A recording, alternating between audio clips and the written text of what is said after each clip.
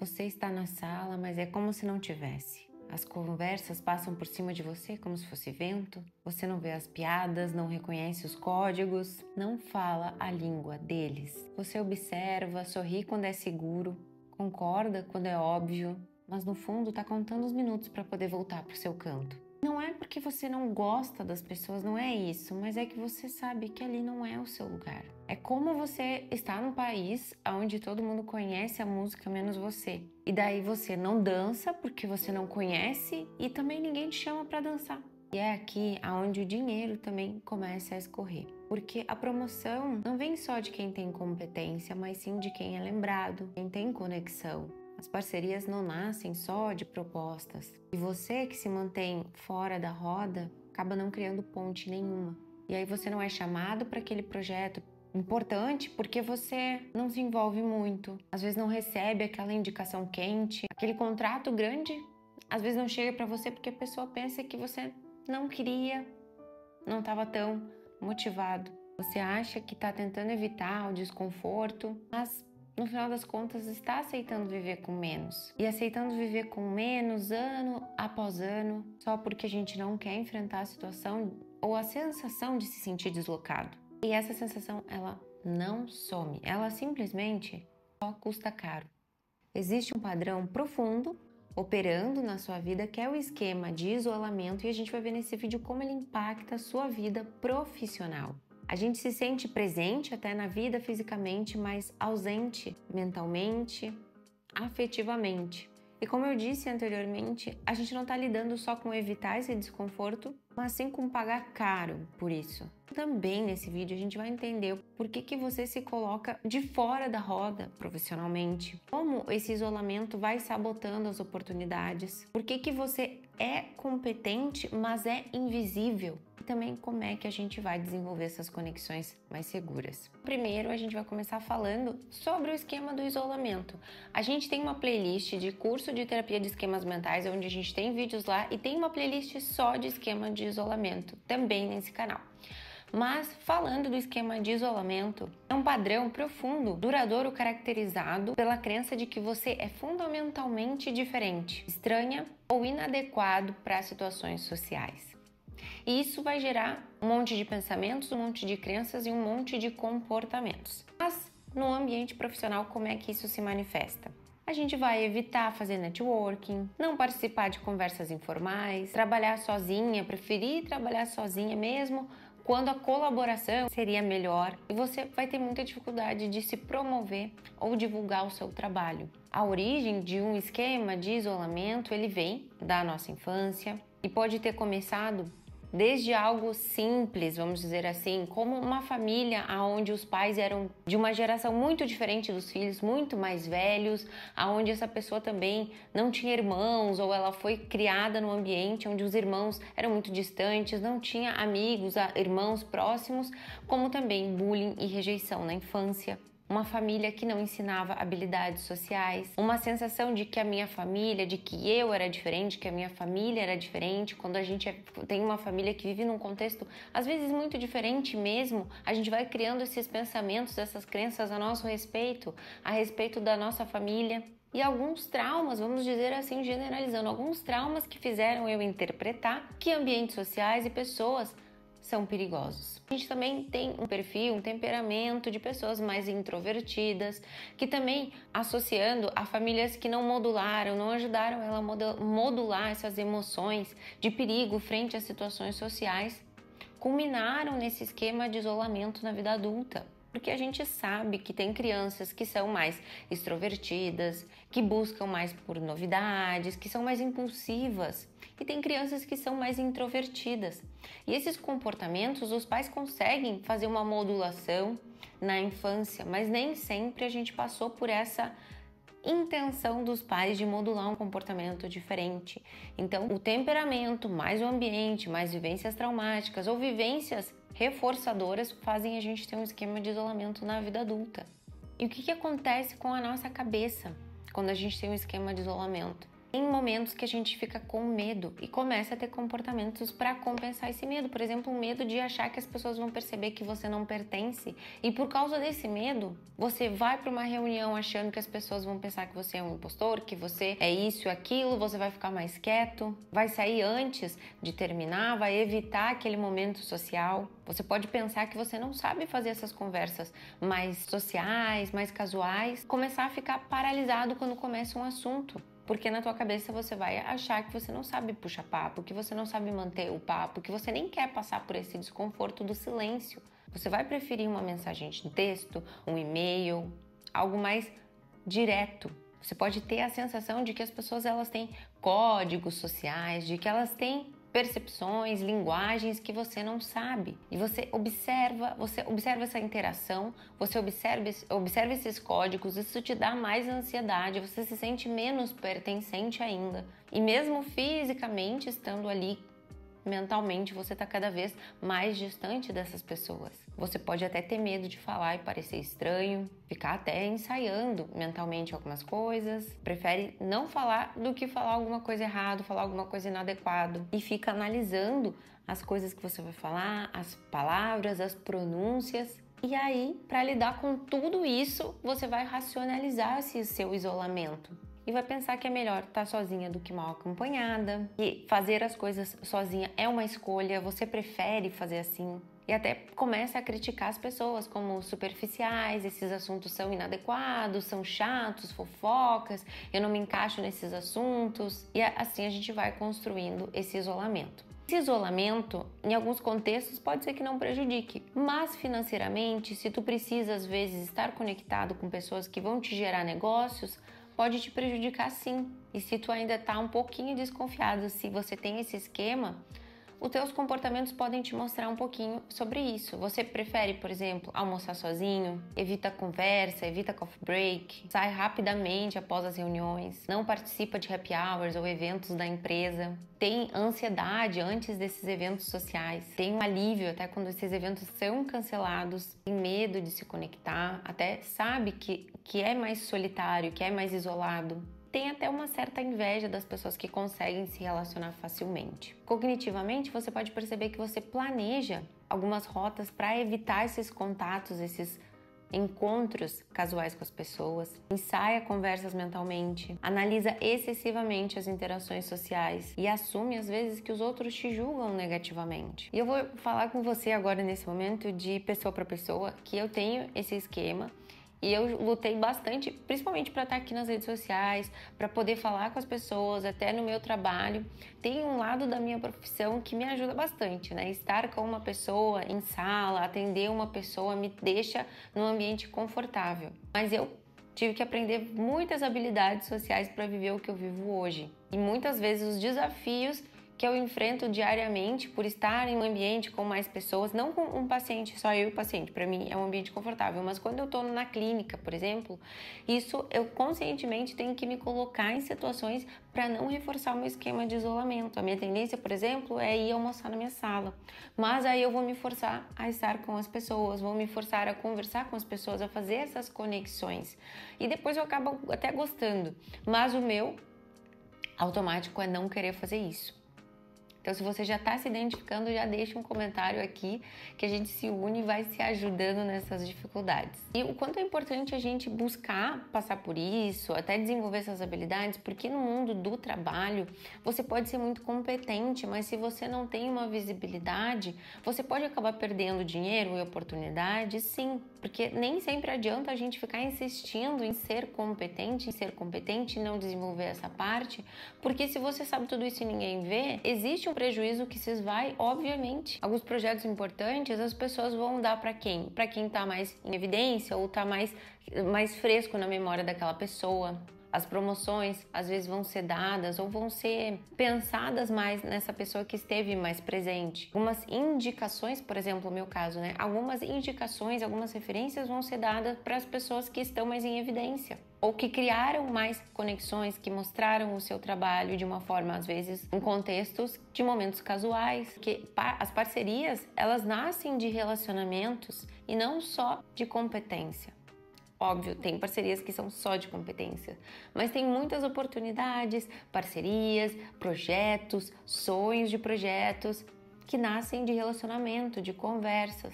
Então, se a gente for pensar, promoções que vão para os outros já geram prejuízo para a gente. Recomendação que vão para outras pessoas já geram prejuízo para a gente. Projetos lucrativos que não chegam na gente gera aquele prejuízo. Parcerias que poderiam alavancar a tua carreira não acontecem. Reconhecimento que você espera e não chega. E isso vai criando um monte de pensamentos ruins a nosso respeito. Por que eu sou competente e eu não sou chamado? Por que essa pessoa foi chamada mesmo ela não tendo tudo que eu sei, todo o meu know-how, todas as minhas habilidades? Por que as pessoas lembram dessa pessoa? Eu poderia fazer isso muito melhor.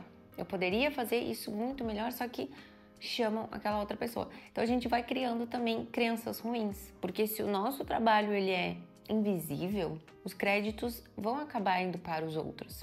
Como uma pessoa que tem um esquema de isolamento também quis trazer algumas racionalizações para você estar munido das próprias sabotagens da tua mente. Então a tua mente ela vai te dizer, você é introvertido. Mas, na verdade, a gente tem medo da rejeição, tem resistência a lidar com desconforto social, tem crenças de estar perdendo tempo, não consegue valorizar esses momentos sociais, porque viveu tão poucos momentos sociais ou, sei lá, evitou tanto, né? Porque desde a infância a gente vai desenvolvendo recursos cerebrais para evitar essas situações. A gente vai ganhando até recompensas, vamos dizer assim, dopaminérgicas, para evitar essas situações. Então, é natural que até a nossa mente vá pensando com muita certeza essas coisas e criando essas racionalizações. Mais racionalizações. Tipo, eu prefiro qualidade do que quantidade. Eu não gosto de falsidade, não gosto de politicagem. O meu trabalho fala por si, eu não preciso fazer muita coisa, meu trabalho fala por si. Essas pessoas, elas são superficiais e até pensar, eu não preciso de ninguém. Um lado meu que eu perdi há muito tempo, mas que travava muito meu crescimento era o orgulho. Eu não querer me mostrar precisando de clientes, precisando ir atrás, ou me mostrar pequena, começando, me mostrar vendendo, falando de terapia. Nossa, porque eu vou falar de terapia, eu vou pedir, vou sei lá, sabe? Esse orgulho, ou orgulho até de mostrar que eu estava querendo me conectar com alguém. Esse foi um muito bom que eu perdi, que era esse orgulho de valorizar alguém e mostrar que eu estou acompanhando a vida dela. Sim, eu vi que você fez isso, sim, eu vi o seu Instagram, sim, eu vi que você postou isso, eu vi que nos teus destaques... Uma vez eu fiz uma amiga, que eu tenho essa amiga até hoje, que eu busquei ela no Instagram, eu mesma fui atrás dela, conheci ela na academia, fui atrás dela e fui mexendo no Instagram dela. E aí, lá na minha cidade, tá, no Porto Alegre, e eu mexendo no Instagram dela, vi nos destaques, tipo os destaques antigos, que ela tinha uma foto com uma localização da cidade do meu noivo, que é do interior. E eu fui comentar com ela, ela disse sim, meu noivo também é, meu noivo, namorado na época, também é, e eles são amigos e moravam muito perto, e fez todo, né, uma conexão bem legal que eu tenho até hoje essa amiga. E graças a Deus eu perdi isso. Então nós vamos ter a nossa introspecção. Essas pessoas com isolamento, provavelmente, elas são mais introspectivas e a gente tem uma introversão saudável, mas também a gente tem um isolamento que faz mal, vamos dizer assim. Numa introspecção saudável, a gente sim vai preferir grupos pequenos, preferir esse grupo pequeno que se relaciona bem, essas conexões vão recarregar a energia daquela pessoa, escolhe mais a qualidade das atividades do que a quantidade. E a pessoa vai participar sim, mas ela vai participar seletivamente. Agora, no isolamento que prejudica, a pessoa ela vai evitar grupos de qualquer tamanho, pequeno, grande, vai usar essa solidão como fuga, ela vai se aliviar muito nessa solidão, ela vai evitar, essa solidão vai gerar toda essa armadura, esse conforto. A qualidade, ela vai aparecer, esse pensamento de qualidade, mas mais como uma desculpa para não ter conexão. E essa pessoa ela não vai participar de nada por medo. Então, pra gente pensar e até pensar em querer fazer algo diferente. Teria 3 colegas teus que te procurariam para algum projeto? Para pensar. Alguém do teu trabalho conhece os teus objetivos profissionais? Eles conseguem saber o que tu tá buscando, ou o que tu tá tentando, para onde tu tá indo, o que tu tá querendo desenvolver na tua vida. Alguém conhece, alguém percebe os teus movimentos, percebe, não, essa pessoa ela tá querendo se desenvolver, ela tá querendo crescer, porque você vai ser lembrado pelas pessoas que estão buscando ali o que você está oferecendo. Por exemplo, você quer terapia, você vai buscar uma profissional que está mostrando que está diariamente atendendo pacientes, que está fazendo cursos, que está estudando, que está dando resultado. Você vai se conectar com essa pessoa. Outra perguntinha para você pensar: você tem sido convidado para coisas fora do trabalho? E tu acha que o teu nome surge em algumas oportunidades, alguns projetos que as pessoas pensam? O que tu acha? Inconscientemente, olha o que vai acontecendo.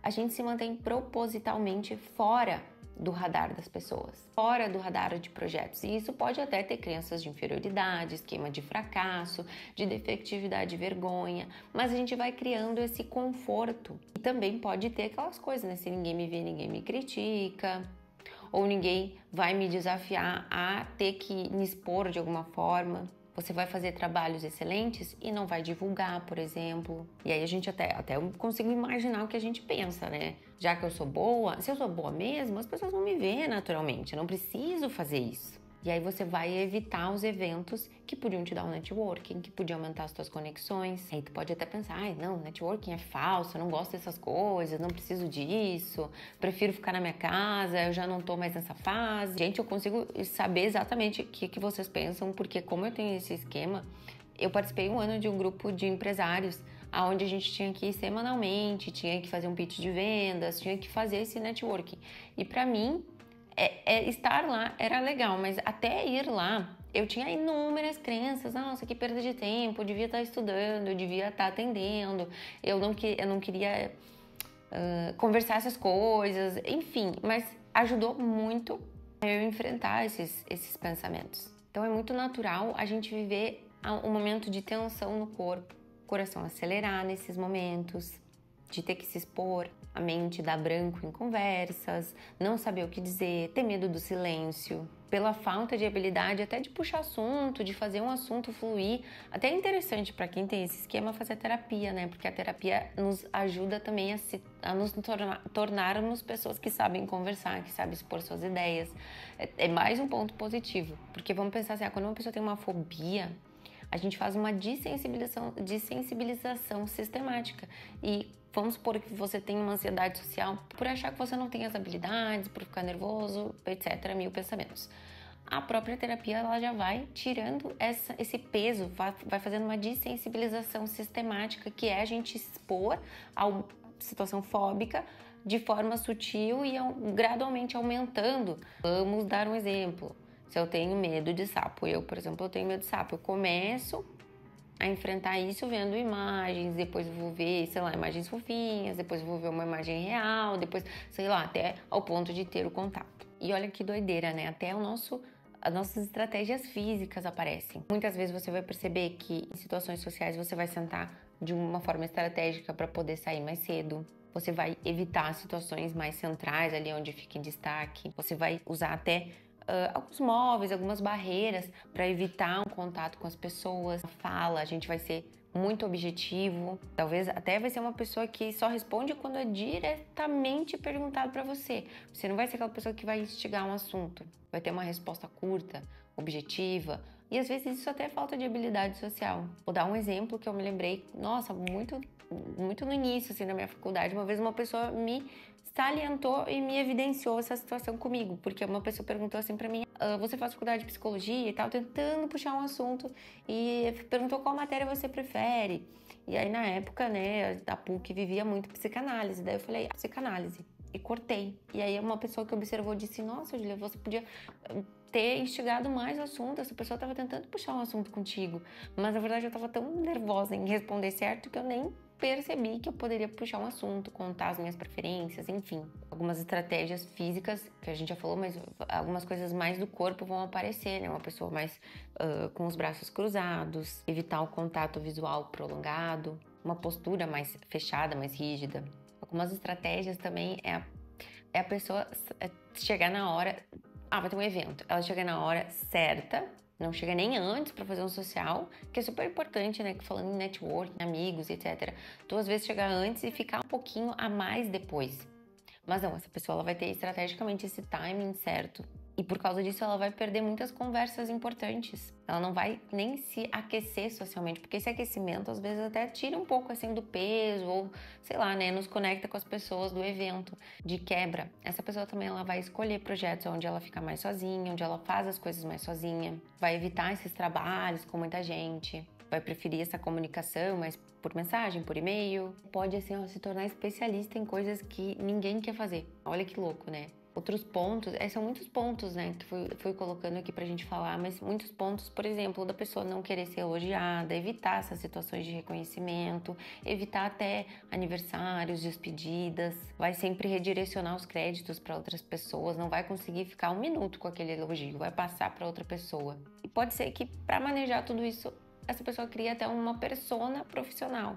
Pessoa que sabe fazer tudo isso, mas na vida pessoal ela vai ter essas dificuldades. Então, pra gente começar a mudar isso, a gente precisa atacar muitas crenças que estão na nossa cabeça, principalmente as que a gente às vezes nem percebe direito, mas como eu vou te falar aqui, você vai perceber e vai começar a se tornar mais radar. Quando você olha para um grupo e acha que você nunca vai ser assim, que esse grupo é muito distante de você, você vai estar sempre se colocando à margem. Você vai estar sempre alimentando esse teu esquema, que é de se achar diferente. Quando a gente tá craque em buscar só as diferenças, a gente vai só se distanciar das pessoas.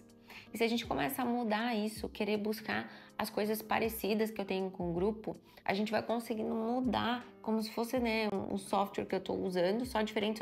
Não, eu vou mudar para parecido. Eu não vou encontrar um grupo, às vezes, no meu meio de trabalho que seja 100% parecido com o meu grupo de escola.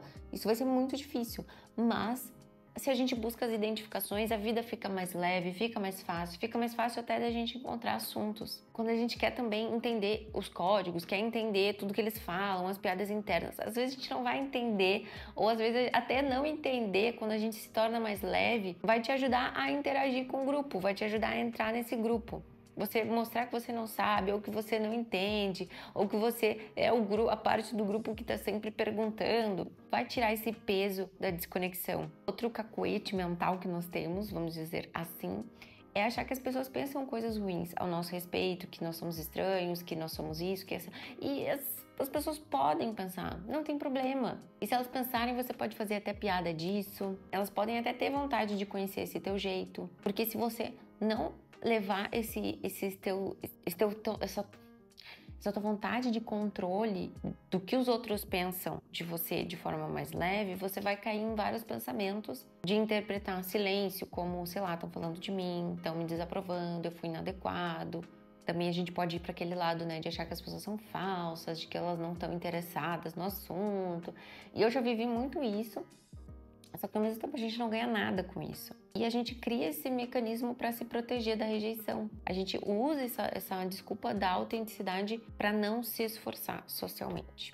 Essa é a verdade. E por que a gente faz tudo isso? Porque a gente quer esse controle, essa noção de controle, essa proteção emocional, uma superioridade moral, um orgulho. A gente até cai na coisa da simplicidade, que de certa forma a gente não precisa lidar com situações complexas, né? Os eventos sociais, as situações sociais são situações complexas, então a gente evita gastar energia com isso.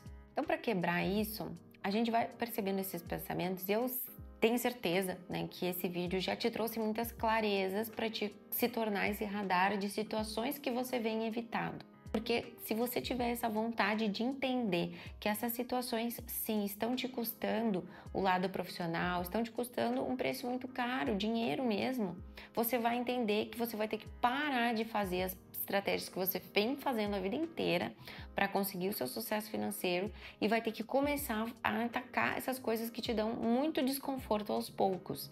Nem que seja começar uma terapia, nem que seja começar a ficar um pouquinho mais num grupo, nem que seja começar a se expor mais um pouquinho, mas aos poucos nós vamos ter que começar a fazer um monte de comportamentos que você começou a perceber. Isso aqui tá sendo um problema para mim, esse pensamento não tá me ajudando, isso aqui não tá dando.